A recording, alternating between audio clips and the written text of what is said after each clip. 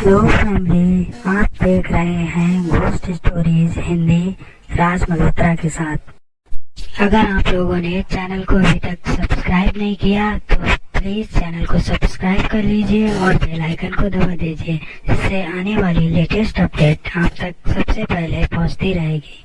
तो चलिए बढ़ते हैं आज की कहानी की तरफ।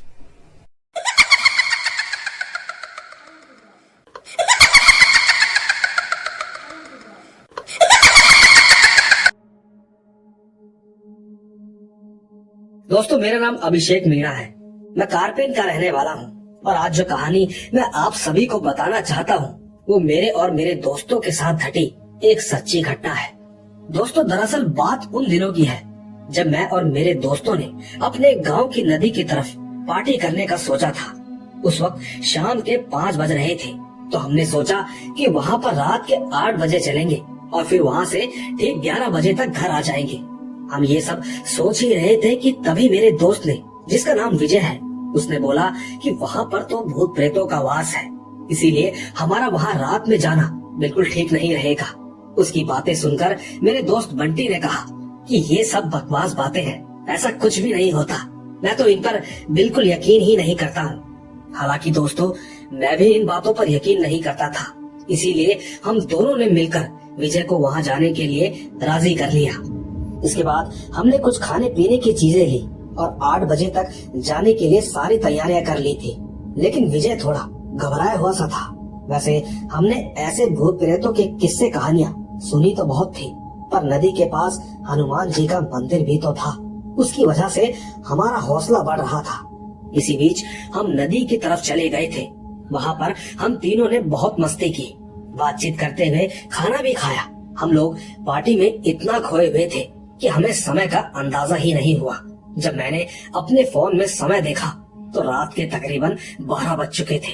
इसके बाद मैंने अपने दोस्तों से कहा कि भाई अब हमें घर चलना चाहिए, हमें काफी देर हो चुकी है, चलो अब यहाँ से चलते हैं। लेकिन तभी बंटी ने कहा कि रुको भाई, अभी थोड़ी देर में चलेंगे, जरा मैं टॉयलेट करके आता हूँ। इसके बाद हमने उससे कहा कि ठीक है, तू जा, हम तेरा यहीं पर इंतजार कर रहे हैं। बंटी उठा और टॉयलेट करने के लिए चला गया। लेकिन ये क्या, वो शमशान घाट के पास टॉयलेट करने चला गया था।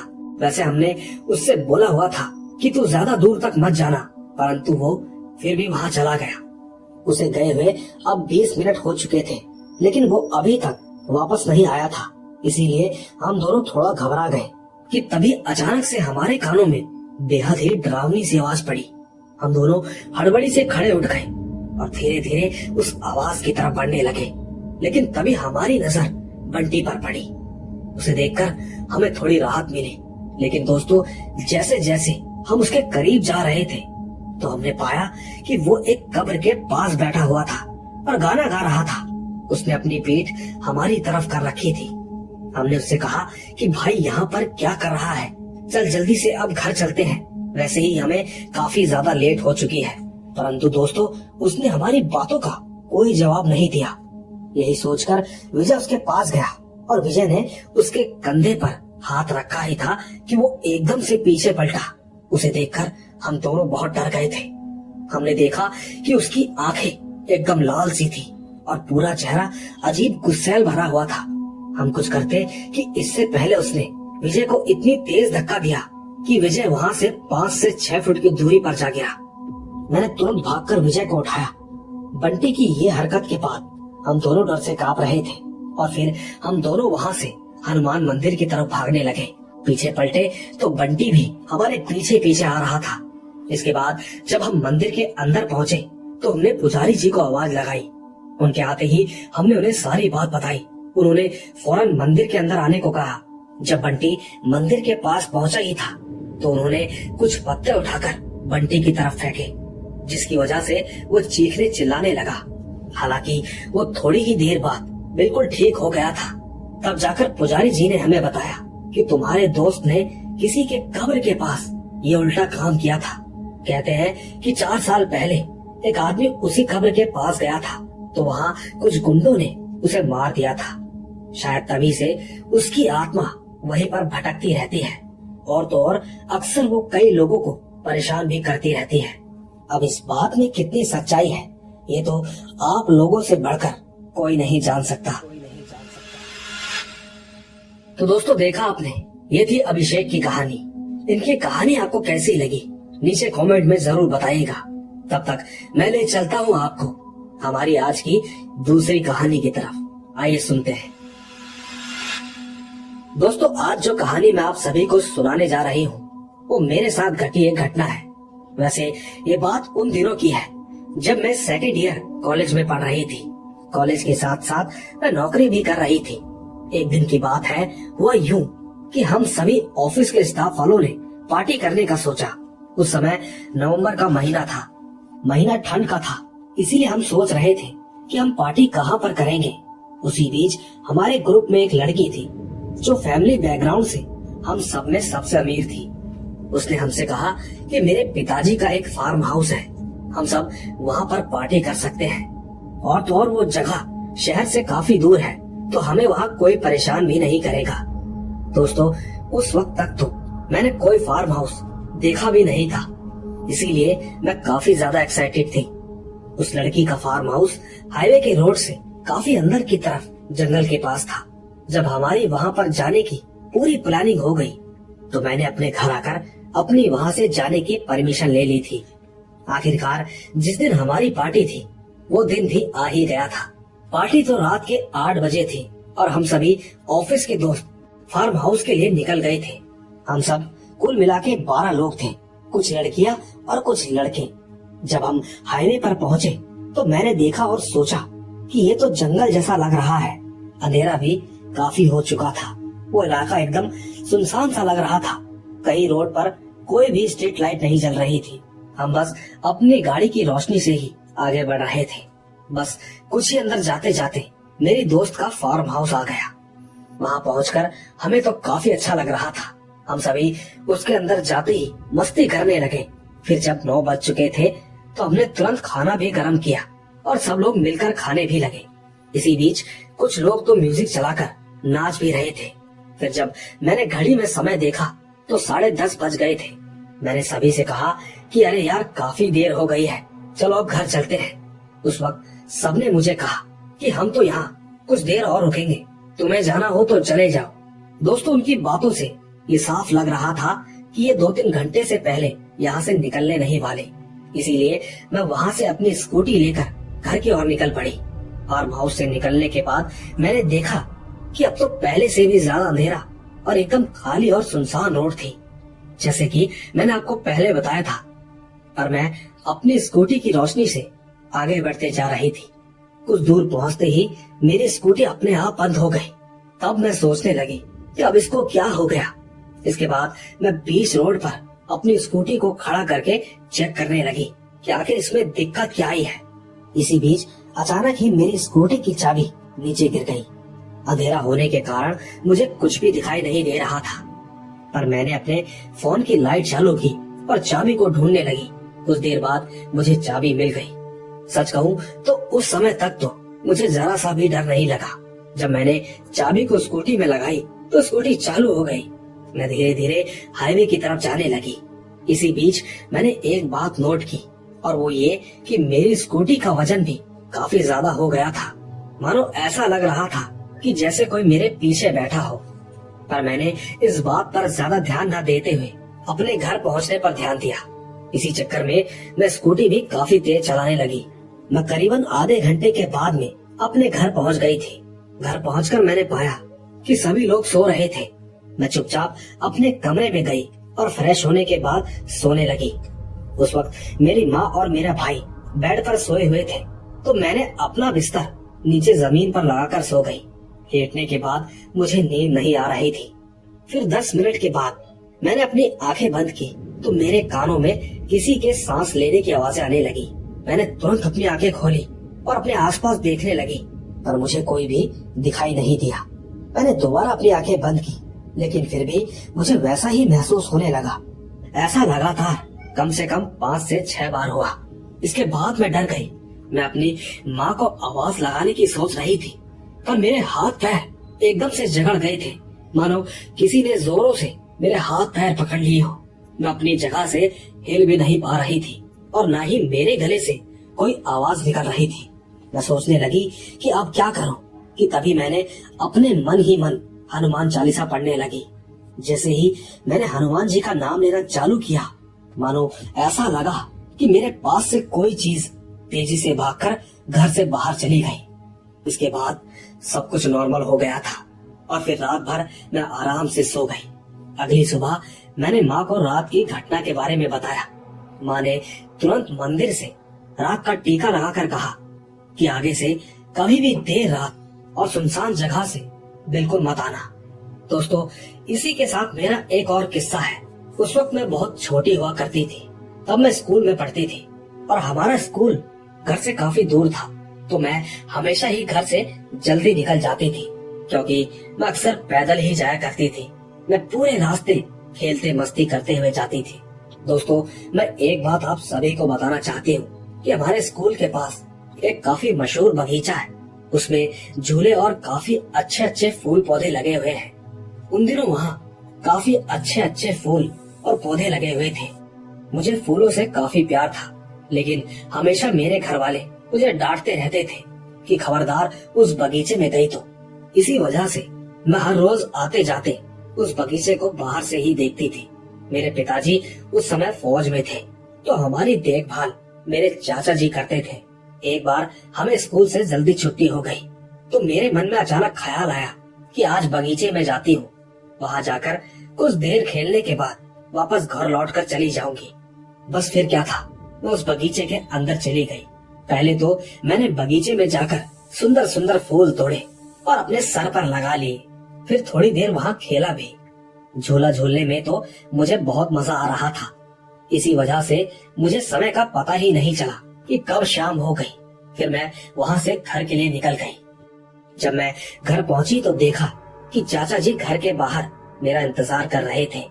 जब मैं उनके करीब पहुँची तो उन्होंने मुझे सीधा 2 थप्पड़ मार दिए और चिल्लाकर बोलने लगे कि तू इतनी देर से कहाँ थी। मैंने कहा कि मैं बगीचे में झूला झूल रही थी। इतना कहते ही चाचा जी ने मुझे वॉशरूम में बंद कर दिया और मेरी माँ को कहने लगे कि खबरदार जो इस वॉशरूम का दरवाजा खोला, आज इसे अंदर ही रहने देना, इसको तभी अक्ल आएगी। इतना कहकर वो अपने घर पर चले गए। मैं वॉशरूम में बैठकर काफी देर तक रोती रही। मैं लगातार ये भी कह रही थी कि माँ अब से ऐसा नहीं करूँगी, आप प्लीज दरवाजा खोल दो। काफी देर रोने के बाद जब दरवाजा नहीं खुला तो मैं रोते रोते ही वहीं पर सो गई। काफी रात हो चुकी थी। तब चाचा जी आए और उन्होंने दरवाजा खोला। वो मुझे घर के अंदर लेकर गए और समझाया कि आज के बाद से स्कूल से घर और सीधा घर से स्कूल जाना, ध्यान रहे, अगर बगीचे में गई तो बहुत पिटाई करूंगा। इतना कहकर वो अपने घर पर चले गए। मैं तुरंत अपनी माँ के पास गई और उनसे माफी मांगी। कहा कि माँ मुझे माफ कर दो, अगली बार ऐसी गलती नहीं करूंगी। माँ ने कहा कि बेटा तेरे चाचा जी बुरे इंसान नहीं है। उस बगीचे में न जाने की भी बहुत बड़ी वजह है, जिसकी वजह से वो तुम्हें मना कर रहे हैं। मैंने माँ से कई बार पूछा कि आखिर वजह क्या है, आप मुझे प्लीज बताइए। तब जाकर कहीं माँ ने बताया कि हमारे गांव के पास एक खाली बंद घर है जो तूने देखा है। ये बात उससे जुड़ी हुई है। वैसे काफी साल पहले की बात है। उस घर में भी लोग रहते थे और उसी घर में एक लड़की भी रहती थी जिसका नाम रोजा था। वो दिखने में काफी खूबसूरत थी। पूरे गांव में उसके जैसा खूबसूरत कोई भी नहीं था। एक दिन वो गलती से उस बगीचे में चली गई। वहाँ पर उसने खेल कूद किया, बगीचे के फूल भी तोड़कर अपने सर पर लगाए। उसे वहाँ पर काफी अच्छा लगने लगा।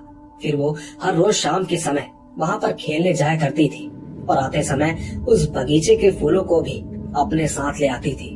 उसके घर वालों ने उन दिनों उसकी ये हरकतों पर ध्यान नहीं दिया था। दिन बीतते गए, वो रोज रोज उस बगीचे में जाती। इसी बीच उस बगीचे में उसको एक लड़का मिला। वो भी रोज उस बगीचे में आता था और रोजा से मिलता था। धीरे धीरे दिन गुजरते गए, वो आपस में मिलते रहे। इसी दौरान उन्हें प्यार हो गया था। इसके बाद रोजा ने अपने घर वालों को बिना बताए उससे निकाह मतलब शादी कर ली थी। फिर जब उसके घर वालों को ये बात पता चली तो वो पहले तो काफी गुस्सा हुए, फिर बाद में उनकी शादी को उन्होंने स्वीकार कर लिया।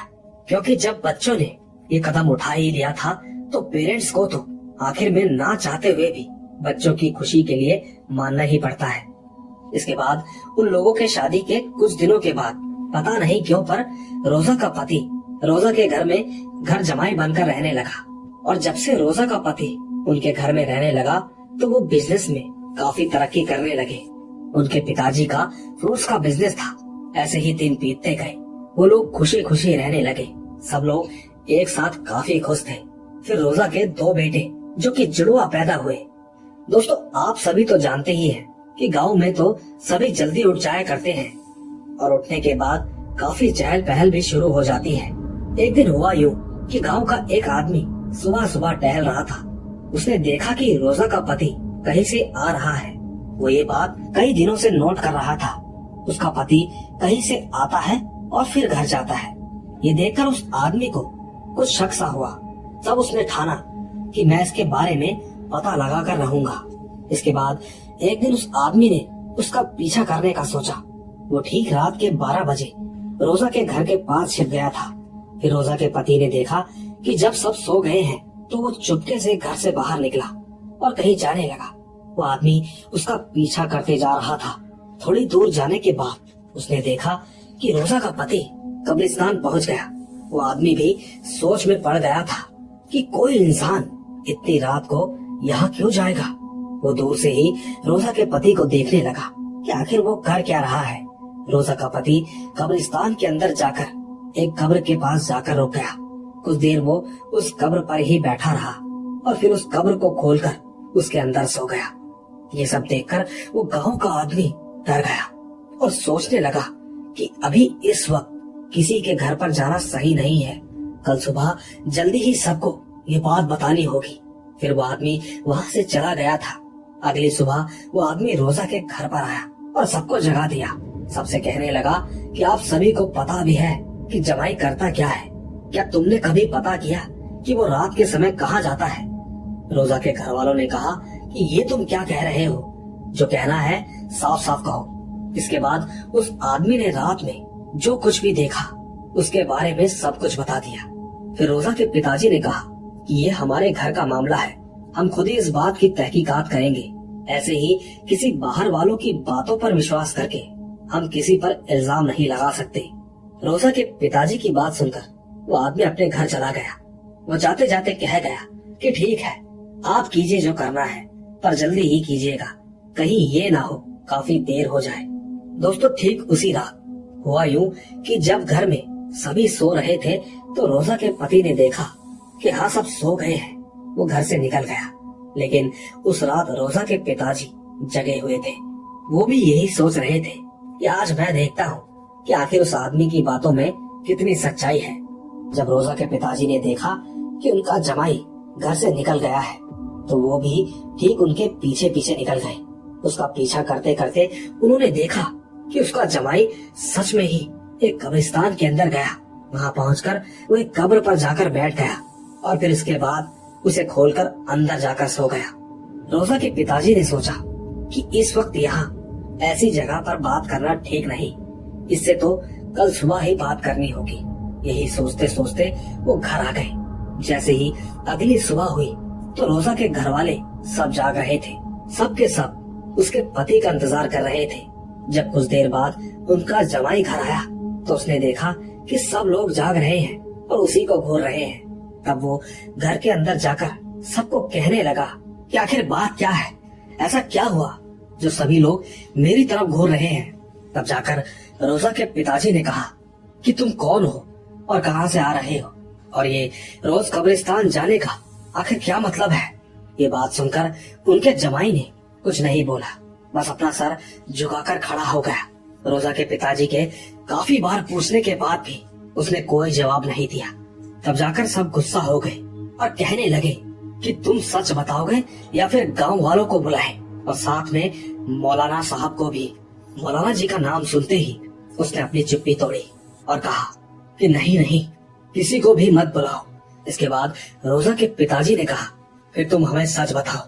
दोस्तों, उसने जो बताया उसे सुनने के बाद सबके पैरों के नीचे से जमीन ही खिसक गई थी। उसने कहा कि मैं इंसान नहीं हूँ, मैं एक जिन्न हूँ। मैं उस बगीचे में हजारों साल से रहता हूँ। रोजा को मैं हर रोज देखता था, पिताजी रोजा बहुत ही नेक और अच्छे दिल वाली है। मैं उससे प्यार करने लगा। इसी वजह से मैंने उससे शादी कर ली। मैं रोजा को सच्चे दिल से प्यार करता हूँ। मैंने जो कुछ भी किया अच्छी नीयत से किया। मैंने कभी भी आपका या आपके परिवार वालों का बुरा नहीं चाहा। आप सभी बस मुझे रोजा के साथ रहने दो। इसके आगे मैं कुछ नहीं कहना चाहता। दोस्तों, रोजा के पिताजी और उसके घर वाले कहने लगे कि इंसान और जिन्न का रिश्ता नामुमकिन है, ऐसा कभी नहीं हो सकता। सबने मिलकर रोजा के पति से प्यार से कहा कि अगर तुम सच्चे दिल से रोजा को प्यार करते हो तो तुम यहाँ से चले जाओ। पर उसने कहा कि मुझे यही रहने दो, मैं कभी भी किसी को भी परेशान नहीं करूंगा। पर रोजा के घर वालों ने कहा कि तुम खुदा के बनाए नियमों को भूल रहे हो, जिन्नों को इंसान की मदद और हिफाजत के लिए बनाया था। दोस्तों, जब उस जिन्न ने खुदा का नाम सुना तो वो अचानक गुस्सा हो गया और कहने लगा कि ठीक है, मैं हमेशा के लिए जा रहा हूँ, लेकिन मेरे जो ये दोनों बेटे हैं मैं उनको भी अपने साथ लेकर जाऊंगा, देख लेना। दोस्तों, ये सब बोलते ही वो जिन्न वहाँ से एकदम गायब हो गया। रोजा अपने पिताजी के सामने बहुत ज्यादा रोई और रोते रोते कहने लगी कि मुझे मेरे पति के साथ रहने दो। काफी रोने के बाद वो चुप हो गई। फिर दोस्तों, उसी दिन हुआ ये कि आधी रात में रोजा के दोनों बच्चे हवा में उड़ने लगे और ये नजारा देख घर वाले देखते ही रह गए। दोनों बच्चे हवा में उड़े और घर के बाहर जाते ही दोनों ही गायब हो गए, जिसके बाद घर वाले रोते हुए रह गए। रोजा का तो रो रो कर बुरा हाल हो गया था। उस दिन के बाद रोजा पागल सी हो गई थी। हालत इतनी ज्यादा खराब हो गई कि वो आज भी पागल खाने में ही है। इसी के कुछ दिनों बाद भी उसके घर वालों ने वो घर खाली कर दिया था, इसीलिए तुम्हें वहाँ जाने से मना करते हैं। दोस्तों, मेरी माँ ने जब मुझे ये सब बताया और कहा कि बेटी ये सब सच्ची बात है, इस दुनिया में कई चीजें ऐसी होती है जिस पर यकीन कर पाना मुश्किल होता है। साथियों, उस दिन के बाद से मैं उस बगीचे में कभी नहीं गई।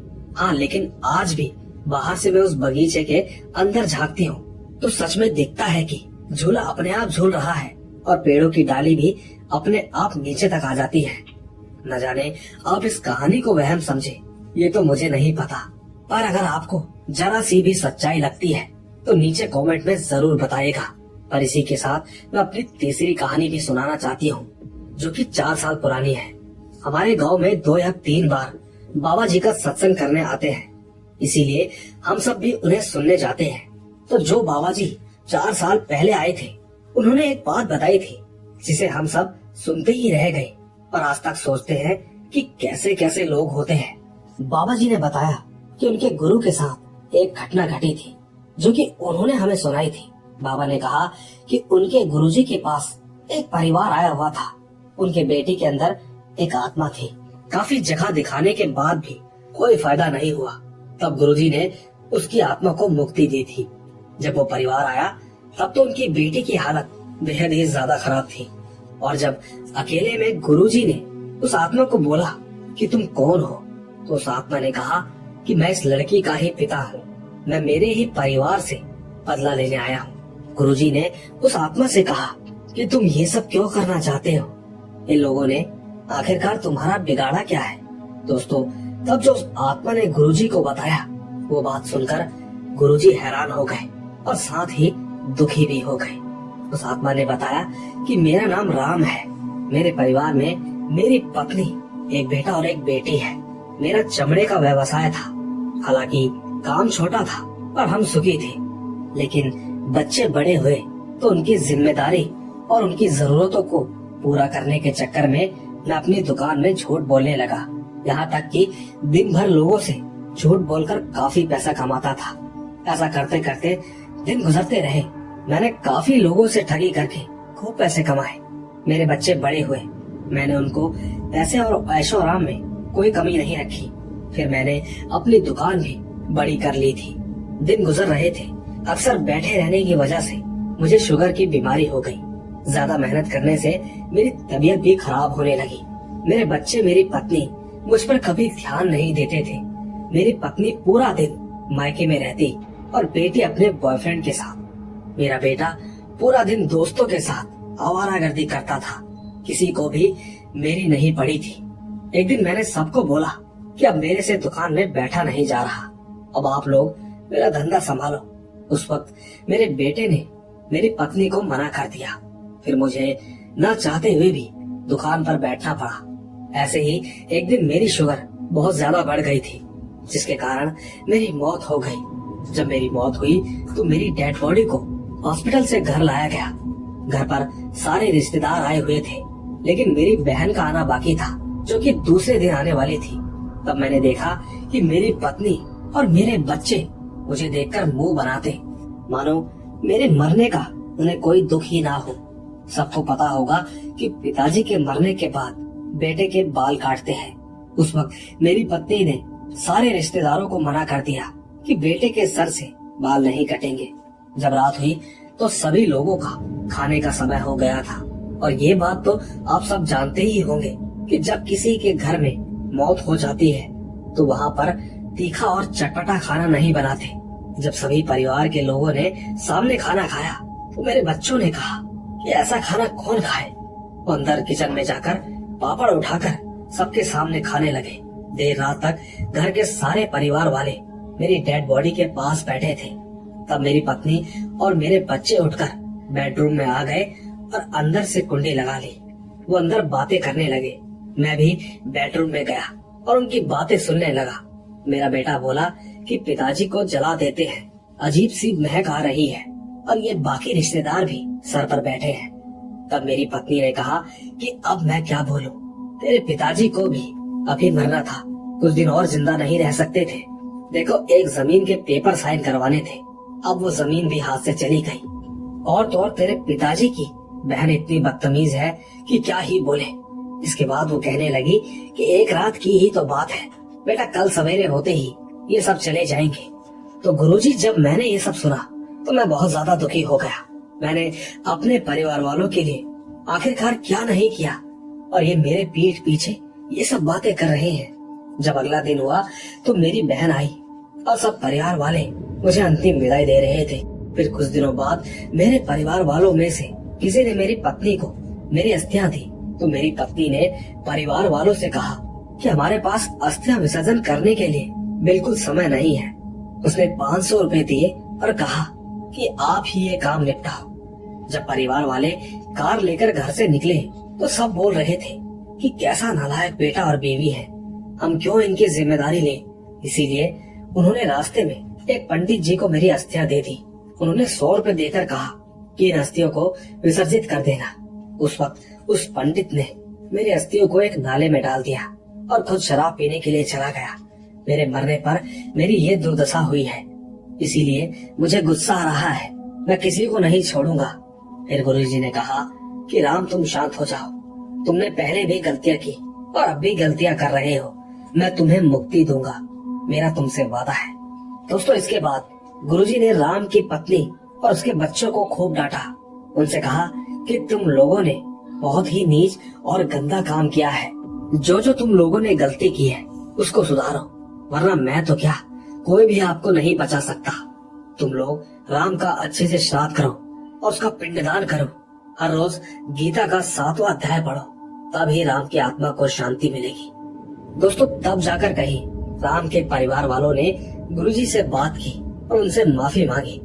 तब जाकर गुरुजी ने आखिर में कुछ शब्द कहे, पैसा कमाने से कुछ नहीं होता, अपने परिवार को अच्छे संस्कार दो, अच्छी शिक्षा दो, अच्छे कर्म भी कभी खाली नहीं जाते। अब तुम लोग जा सकते हो। दोस्तों, जब मैंने ये घटना के बारे में सुना तो मैं घबरा गई थी। मैं सोचने लगी कि कैसे कैसे लोग इस दुनिया में मौजूद हैं जो कि अपने ही परिवार के साथ ऐसा कैसे कर सकते हैं। बस यही थी मेरी 3 कहानियां। तो दोस्तों, देखा आपने, इनकी तीनों कहानियां बेहद ही लाजवाब और तारीफे काबिल है। मैं इनको दिल से सलाम करता हूँ। साथ ही दोस्तों, इनकी सबसे आखिरी कहानी सबसे ही हटकर और एकदम इमोशनल कहानी है।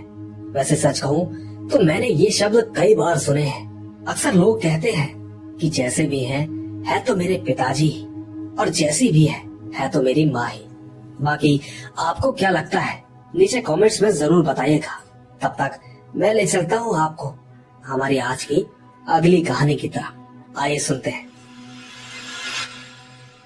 दोस्तों मैं रामपुर शहर का रहने वाला हूँ और आज जो कहानी मैं आप सभी को बताने जा रहा हूँ वो मेरे दोस्त के साथ घटी एक सच्ची घटना है। दोस्तों बात कुछ ऐसी है कि 2 दिन पहले से मेरा दोस्त अपने सर की पट्टी बंधवा के आ रहा था। उसके सर पर एक चोट का निशान भी था। मेरे उससे पूछने पर उसने बताया कि अभी कुछ दिन पहले जब यहाँ पर बारिश हो रही थी तब सुबह के समय वो जिम गया था। उस वक्त बारिश नहीं हो रही थी। जब वो जिम से वापस लौट रहा था तो उस समय बारिश होने लगी, इसीलिए वो जल्दी घर पहुंचने के चक्कर में शॉर्टकट वाले रास्ते से घर आ रहा था। लेकिन उस शॉर्टकट वाले रास्ते पर कोई भी नहीं था, एकदम सुनसान रोड थी और उसी रास्ते पर एक घाट भी पड़ता है। तो वो साइकिल पर था। अचानक से उसकी साइकिल को किसी ने जोर से धक्का दिया, जिसके कारण उसका सर आम के पेड़ से जाकर टकरा गया। पर हैरानी की बात तो ये थी कि जब उसने पीछे मुड़कर देखा तो वहाँ पर कोई भी नहीं था।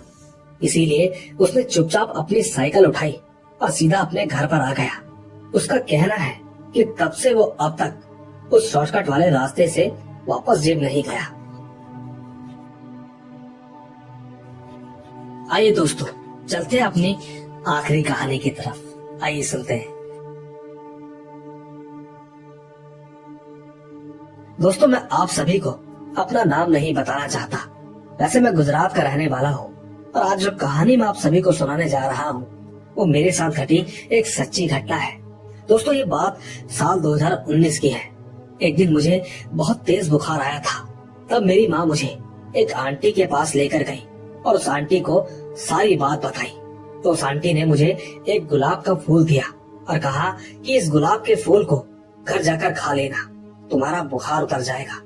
तो ठीक दोस्तों, जब हम घर वापस आए तो मैंने ठीक वैसा ही किया जैसा आंटी ने मुझे करने को कहा था। मैंने वो गुलाब का फूल खा लिया। लेकिन सच कहूँ तो उस गुलाब के फूल के जरिए मेरे अंदर चुड़ैल को डाल दिया था, क्योंकि मैं उसी रात को जोर जोर से चिल्लाने लगा। ये देखकर मेरी माँ और मेरे पिताजी, घर के सभी लोग उठकर मेरे कमरे में आ गए। उन्होंने देखा कि मैं बिल्कुल टेढ़ा हो चुका था, जो कि मैं आपको बातों के जरिए बता नहीं सकता। घर वालों ने किसी तरह मुझे शांत किया और चुपचाप सुला दिया। पर सच कहूँ तो पूरी रात मुझे अजीब अजीब से सपने आते रहे। दोस्तों फिर इसके दूसरे दिन माँ मुझे एक बाबा जी के पास ले गई। सच कहूँ तो हैरानी तो हमें तब हुई जब बाबा जी ने सेम वो फूल वाली बात मेरे घर वालों को बताई। बाबा ने तुरंत मेरे ऊपर झाड़ा लगाया और मुझे 20 दिनों तक घर से बाहर जाने से मना किया। वहाँ से जाने से पहले उन्होंने मुझे एक ताबीज पहनने को दिया। दोस्तों कहानी छोटी है पर यकीन कीजिएगा ये बिल्कुल सच्ची है। दोस्तों हमने भी सोचा था कि उन आंटी से जाकर पूछें, पर हमारे पास ऐसा कोई सबूत नहीं था जिससे कि हम उनसे इस बारे में बात कर सके। बस यही थी ये कहानी।